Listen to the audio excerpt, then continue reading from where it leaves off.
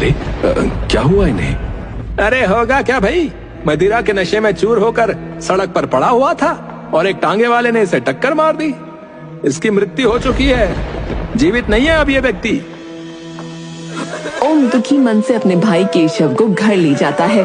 स्वामी, ये आपको क्या हो गया? दीदी रोइए नहीं, कुदरत को शायद ऐसा ही मंजूर था। भाभी हिम्मत से काम लीजिए, भैया चले गए हैं तो क्या, हम तो तुम्हारे साथ हैं। अंतिम संस्कार के पश्चात ओम लक्ष्मी से, भाभी आज से आप हमारे साथ हमारे घर पर रहेंगी। मैंने और तुम्हारे भाई ने तुम्हारे साथ घोर अन्याय किया था, मुझे क्षमा कर दो। भाभी बीती बातों को भूल जाओ, भलाई इसी में है। ओम और पार्वती आदर सहित लक्ष्मी को अपने घर ले आते हैं।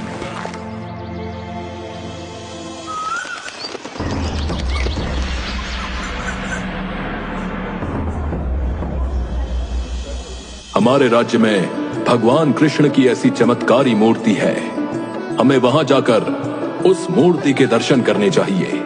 अवश्य महाराज, मैं इसका प्रबंध कर देता हूँ। दूसरे दिन राजा बलदेव दर्शन के लिए निकल पड़ते हैं। जैसे ही उनका रथ महल के मुख्य द्वार से बाहर निकलता है, अचानक रथ के पहिए रथ से अलग हो जाते हैं और महाराज को महल वापस लौटना पड़ता है। आज दर्शन ना किए तो ना सही, कल जाकर दर्शन अवश्य करेंगे। अगले दिन महाराज फिर से दर्शन के लिए महल से निकलते हैं, पर बाहर आते ही अरे, लगता है बहुत भयंकर आंधी तूफान आने वाला है। और शीघ्र ही चारों ओर काली घटाएं छा जाती हैं और तेज आंधी तूफान के साथ भारी वर्षा होने लगती है। उसी रात महाराज महारानी से, न जाने क्यों बार बार मंदिर जाने में इस प्रकार की बाधा आ रही है, क्या इस बात में कोई रहस्य है? इस विषय में विचार करते करते उन्हें नींद आ जाती है और नींद में महाराज को दिखता है कि एक दिव्य पुरुष उनके समक्ष खड़ा है और उनसे कह रहा है, बलदेव, तुम जिस मूर्ति के दर्शन की इच्छा कर रहे हो, उसके दर्शन का अधिकार केवल आम जनता को है। तुम चाहकर भी उसके दर्शन नहीं कर पाओगे और जितना जल्द हो सके इस विचार को त्याग दो, अन्यथा संकट में पड़ जाओगे। तभी महाराज की नींद खुल जाती है। ये मैंने कैसा स्वप्न देखा? अगले दिन होते ही बलदेव अपने गुरु महर्षि मतंग के पास पहुंच जाता है। अचानक कैसे आना हुआ बलदेव? गुरुदेव, आज मैं आपसे एक स्वप्न के विषय में कुछ जानकारी प्राप्त करने आया हूँ। बलदेव स्वप्न के बारे में सब कुछ गुरुदेव को बताता है। गुरुदेव, मैं ये जानना चाहता हूँ कि मैं उस मूर्ति के दर्शन क्यों नहीं कर सकता? भगवान ने मेरे स्वप्न में आकर मुझे इस बात की चेतावनी क्यों दी है? महर्षि मतंग ध्यान से बलदेव की बात सुनते हैं और ध्यान में लिप्त हो जाते हैं।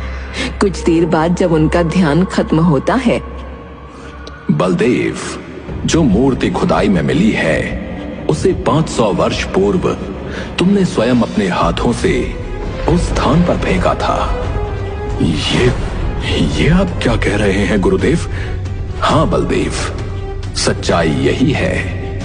आज से 500 वर्ष पूर्व मुंगेर राज्य के स्थान पर रत्नागिरी नाम का राज्य था। रत्नागिरी राज्य पर राजा चतुर्भुज का राज्य था। वो पक्का नास्तिक था। दुर्भाग्यवश जिस राजकुमारी रूपाली के साथ उसका विवाह हुआ, वो मीरा की भांति कृष्ण की दीवानी थी। विदाई के समय वो अपने साथ भगवान कृष्ण की प्रतिमा हाथ में लेकर आ रही थी। तब उसके पिता राजा शीतल सेन ने कहा, बेटी रूपाली, राजा चतुर्भुज भगवान के नाम से भी चिढ़ता है। तुम ससुराल पहुंचकर कृष्ण भगवान की पूजा कैसे कर पाओगी? पिताजी महाराज, आप चिंता न कीजिए, मैं इसका कोई न कोई उपाय खोज ही निकालूंगी। रत्नागिरी पहुंचने के कुछ दिनों के पश्चात रानी रूपाली ने रत्नागिरी के प्रधानमंत्री श्यामल को अपनी योजना का हिस्सेदार बना लिया। रानी रूपाली प्रधानमंत्री से, राज्य की सीमा के बाहर एक मंदिर बनाया जाए।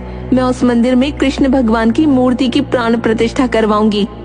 जी महारानी जी। ध्यान रहे महाराज को इस बात की भनक भी न लगे। महारानी जी, मैं भला महाराज को यह बात क्यों बताऊंगा, बल्कि मुझे तो इस बात की प्रसन्नता है कि राज्य में किसी ने तो भगवान का नाम लेने की हिम्मत की है। कुछ ही दिनों में प्रधानमंत्री के आदेश पर राज्य की सीमा के बाहर एक मंदिर बनकर तैयार हो गया। रानी रूपाली राजा की नजरों से बचकर उस मंदिर में कृष्ण की प्रतिमा की प्रतिष्ठा करने आई। पुजारी जी, मैं आपको इस मंदिर की पूजा अर्चना के लिए नियुक्त करती हूँ। जी महारानी जी। अब रानी प्रत्येक रात्रि को राजा चतुर्भुज के गहरी नींद में सो जाने के बाद रथ पर बैठकर कृष्ण भगवान की पूजा हेतु सीमा पर स्थित मंदिर की ओर चल देती थी। मंदिर जाकर वो पूर्ण भक्ति भाव से कृष्ण भगवान की पूजा आराधना करती। एक दिन अर्धरात्रि के पश्चात अचानक राजा चतुर्भुज की आंख खुली तो उन्होंने रानी रूपाली को वहां न पाया और बहुत खोजने पर भी रानी उन्हें महल में नहीं मिली। तब अगली रात्रि वो रानी रूपाली का पीछा करते हुए सीमा पर स्थित मंदिर में जा पहुंचा। चतुर्भुज के क्रोध की तो कोई सीमा ही नहीं रही। रानी, तुम आज तक हमें धोखा देती रही हो। हमारे होते हुए तुम इस पत्थर की पूजा करती थी। महाराज, मैंने आपको कोई धोखा नहीं दिया है। हमारे राज्य में तुम्हें पूजा आराधना करने की हिम्मत कैसे हुई? हम तुम्हें तुम्हारी इस दुष्टता का दंड अवश्य देंगे। ये कहकर चतुर्भुज ने तलवार निकाली और उस पंडित को मार दिया। महाराज, ये आपने क्या अनर्थ कर दिया? मैं इस पत्थर की मूर्ति को अब यहाँ नहीं रहने दूंगा। महाराज रुक जाइए और अनर्थ न करें। चतुर्भुज ने मूर्ति को उसके स्थान से उठाया और धरती पर फेंक दिया, परंतु जरा सी पत्थर की मूर्ति पृथ्वी पर गिरने से एक विशाल गड्ढा हो गया। महाराज, आपने मेरे भगवान का इतना अपमान किया है, अब मैं जीवित नहीं रह सकती। ये कहते हुए वो उस गड्ढे में कूद गई। महारानी रूपाली, ये क्या किया आपने? ये क्या किया? तभी रत्नागिरी राज्य में मानो प्रलय सी आ गई हो। सारी सृष्टि उलट पुलट हो रही थी। पूरा राज्य पल भर में तहस नहस हो गया और चतुर्भुज मंदिर में ही दबकर मर गया। बलबीर, ओम को जिस स्थान पर कृष्ण की मूर्ति मिली 500 वर्ष पूर्व उसी स्थान पर वो मंदिर था जिसे रानी रूपाली ने बनवाया था। रानी रूपाली की आत्मा ने 500 वर्षों तक भटकने के बाद अब ओम के रूप में जन्म लिया है और राजा चतुर्भुज ने तुम्हारे रूप में। आप ये क्या कह रहे हैं गुरुदेव? बलदेव, 500 वर्ष पूर्व तुमने उस मूर्ति का घोर अपमान किया था, इसलिए भगवान नहीं चाहते कि इस जन्म में तुम उस मूर्ति को देख सको। गुरुदेव, राजा चतुर्भुज के रूप में मैंने जो अन्याय किया था, क्या उसका कोई प्रायश्चित नहीं है? उपाय है। तुम किसी शिल्प से भगवान कृष्ण की वैसी ही मूर्ति बनवाकर अपने महल में स्थापित करवाओ। मैं ऐसा ही करूंगा गुरुदेव।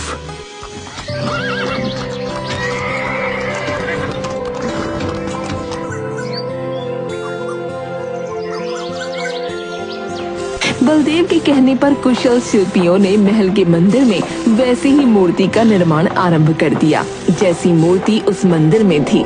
जब मूर्ति बनकर तैयार हुई, महाराज, वैसी ही मूर्ति है जैसी मूर्ति ओम के मंदिर में है। अच्छा, अति सुंदर। बलदेव प्रतिदिन श्रद्धा पूर्वक उस मूर्ति की आराधना करने लगा।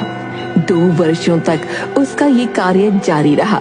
2 वर्ष पश्चात एक दिन जब वो पूजा कर रहा था, तभी उसे मूर्ति से आवाज आई, बलदेव, मैं तुम्हारी आराधना से प्रसन्न हूँ। अब तुम जाकर ओम के मंदिर में असली मूर्ति की पूजा कर सकते हो। बलदेव ने प्रसन्न चित्त होकर मंदिर जाने की तैयारी की।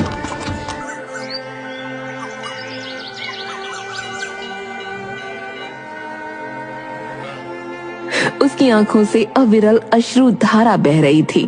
भगवान, आज आपने मुझ अधर्मी को क्षमा कर दिया, मुझे क्षमा कर दिया प्रभु। तत्पश्चात महाराज ओम से, ओम, भगवान ने मुझे तो क्षमा कर दिया, अब तुम भी मुझे क्षमा कर दो, मैं तुम्हारा भी अपराधी हूं। महाराज, ये आप क्या कह रहे हैं? ओम, मैं ठीक कह रहा हूं। आज मैं तुम्हें राज पंडित घोषित कर अपने अपराध का प्रायश्चित कर रहा हूं।